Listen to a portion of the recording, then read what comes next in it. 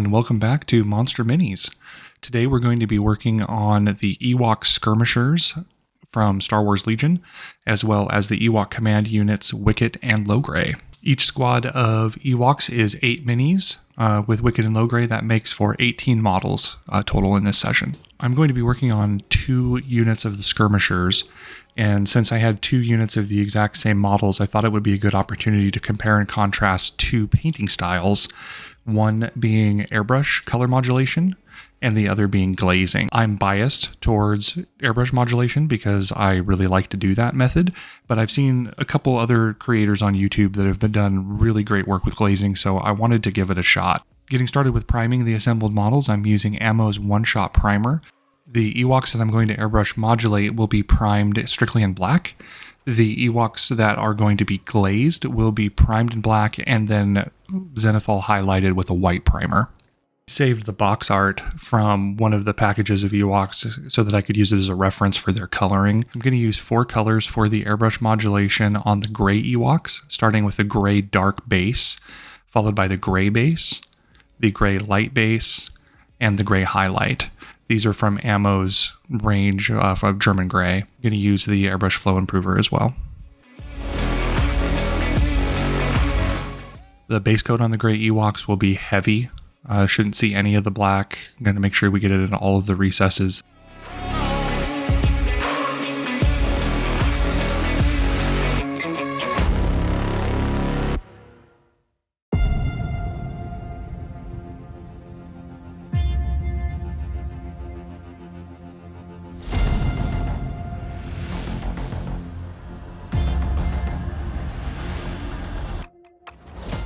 At each subsequent highlight stage, I like to leave a little bit of the previous color in the pot. That way the highlight color has a chance to mix in and it just gives a much more consistent and a coherent transition with each stage of the highlight.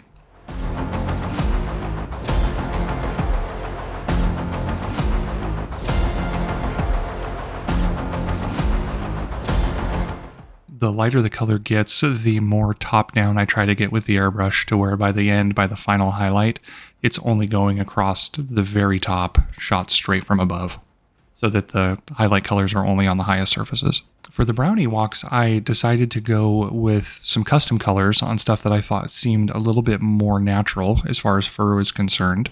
This color from Ammo, the red earth, the burnt cinnamon, and the satin white to build the color gradient. The brown Ewoks are going to look a little cartoony as we get to the end of the highlight here, but that's intentional. The trick with any airbrush color modulation is to punch it up to where it's a little too bright, because I'm going to come back in a later step with a dark wash and wash it down. I also picked colors for the brown Ewoks that aren't necessarily in the same family as much as any of Ammo's pre-built modulation packs. They do change their tone and their hue a little bit as we go. I like that. I thought that it added a lot more tonal variety to the Ewok's fur.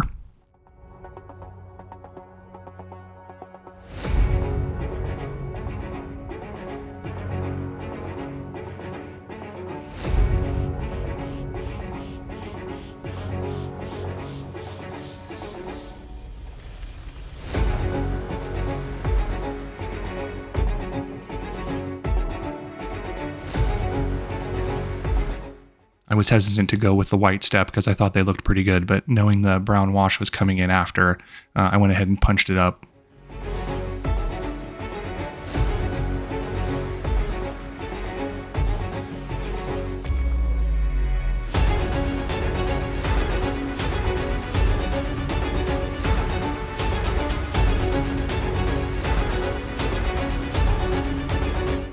For the Ewok headdresses, I went with Secret Weapon Miniatures acrylic washes.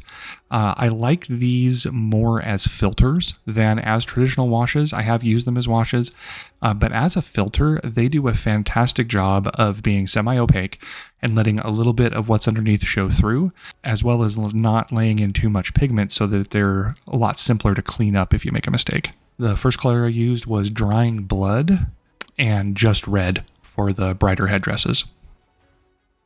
I used blue, sunshine, and purple for the remainder of the headdresses on these guys. It took anywhere between 2 and 3 coats of these to get to the color temperature that I was looking for.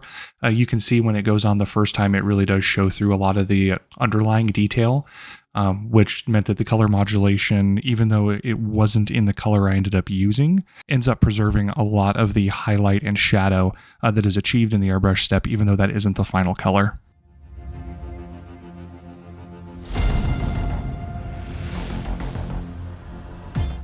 I used the same dark brown color that I used as the base for the brown Ewok fur to paint all of the wood on the spears of the Ewoks. At this point, I had painted 8 miniatures, and I was just using acrylic paints out on an aluminum pot, and I was dealing with them drying out when I wanted to come back and do subsequent coats on the headdresses. And it was at this point I realized that I did have a wet palette from the Army Painter in my collection that I had never used. So I figured now was as good a time as any to get this out and see how it works.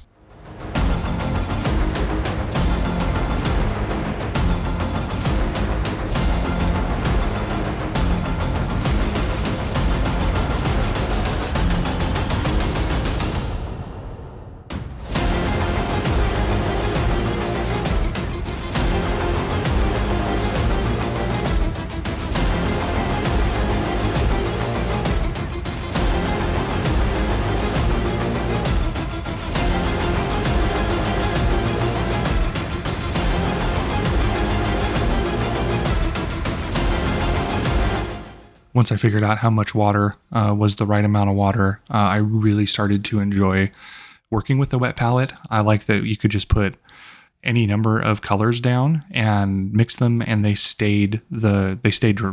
They didn't dry out on you like if you put them into a traditional mixing dish and start using them. I used Ammo's bluish gray for the tips of the Ewok spears.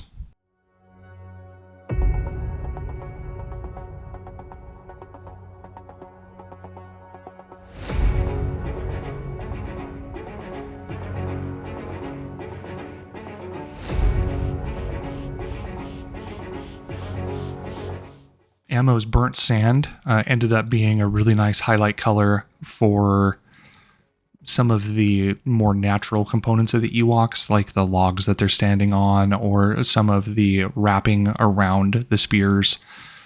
Used it on most of them to do this type of highlighting and to just add a little bit more texture. I used Ammo's light skin tone to highlight the bone elements on each of these Ewoks. Some of them had bone on their headdresses, and then also used it to highlight their slings or any other fabric.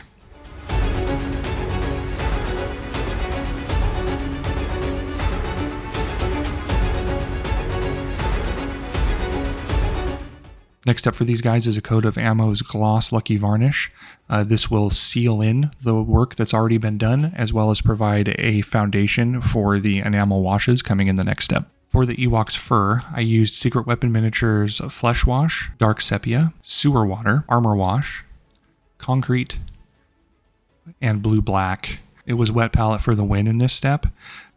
Being as how each one had to have 2 to 3 coats, it made it to where I didn't have to continue to go back for fresh paint. I could just leave it in the palette, work through the assembly line, and then come back and grab those colors again for the subsequent coats, and really get a large tonal variety in each of the different Ewoks, which was something I was not able to accomplish with the airbrush. They were all pretty uniform by the end. I was really impressed at how well the shadows and highlights from the zenithal priming step showed through on these minis. You can just see all of the shadows in the fur when the Secret Weapon Miniatures wash goes over the top. It really does a great job as a filter.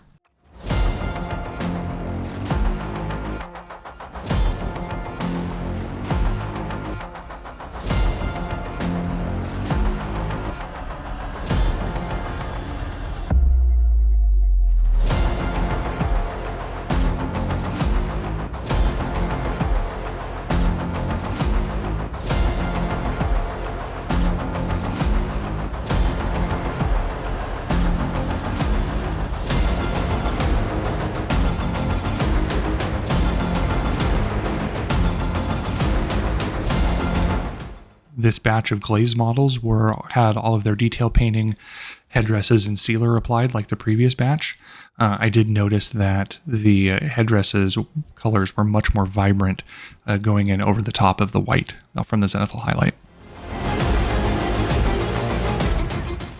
Next step is Ammo's Dark Enamel Wash.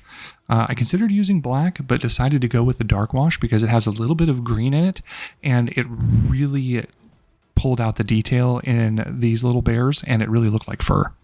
No matter how much you shake the Ammo enamel washes, they seem to have their pigment settle at the bottom, so it's nice to get it out of the bottle and into this aluminum well.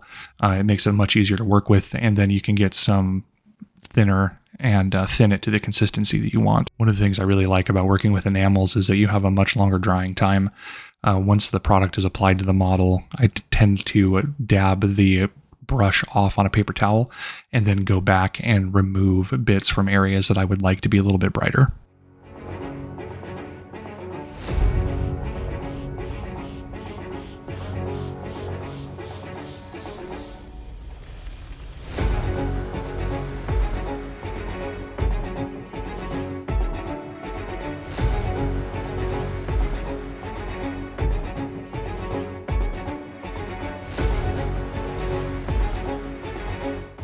The Wicket casting was just made for an enamel wash. There are so many little nooks and crannies and areas for the wash to pool. I was really happy with how it went on this model.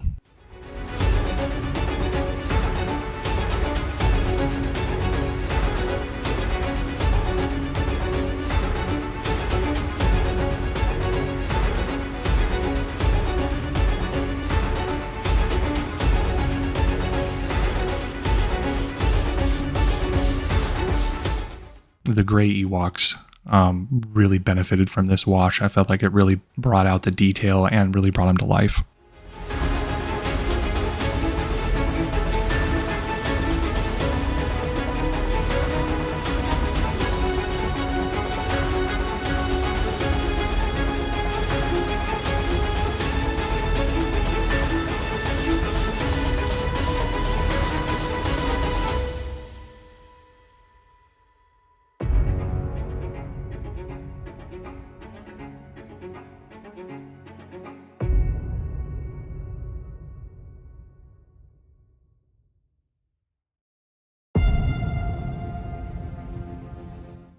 All right, next up, it's time to paint the bases. All of the bases are getting their perimeters painted with Ammo's matte black.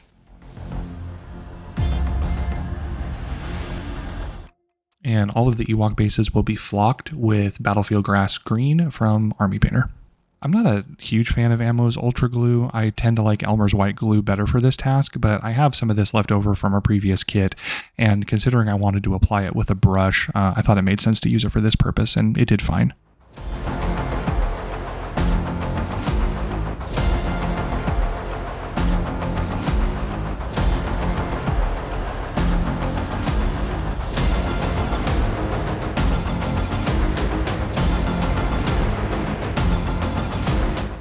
I added flowers to the bases from Gamer's Grass, namely because I wanted to differentiate the two units on the battlefield, so when I was playing a game of Legion, it'd be easy to tell which Ewok belonged to which squad, but it also served as well to identify which model was painted with each technique. The Gamer's Grass flowers have a little bit of an adhesive on the back of them, but I've found that a small dab of super glue really helps seal the deal.